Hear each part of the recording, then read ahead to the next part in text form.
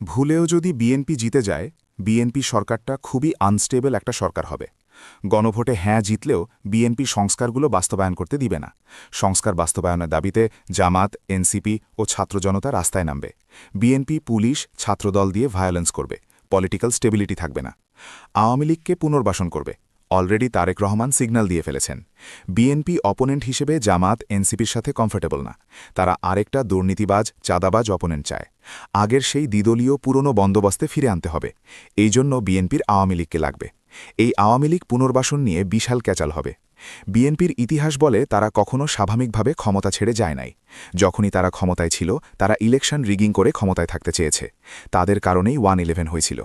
এবার ক্ষমতায় আসলেও একই কাজ করবে। পরবর্তী নির্বাচন নিয়ে যথেষ্ট আশঙ্কা আছে। তারেক রহমান আরেকজন শেখ হাসিনা হয়ে উঠতে পারেন। ছাত্রদল বিশ্ববিদ্যালয়গুলোতে আবার গেস্টরুম কালচার, ছাত্রদের ওপরে টর্চার ফিরায় নিয়ে আসবে।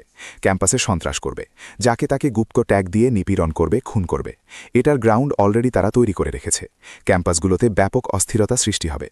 বিএনপির নেতারা অলরেডি ভানুয়াতু টাইপের দেশে নাগরিকত্ব কিনে রাখছে। ক্ষমতায় আসা মাত্র ব্যাপক লুটপাট শুরু করবে এবং দেশের বিলিয়ন বিলিয়ন ডলার বিদেশে পাচার করবে।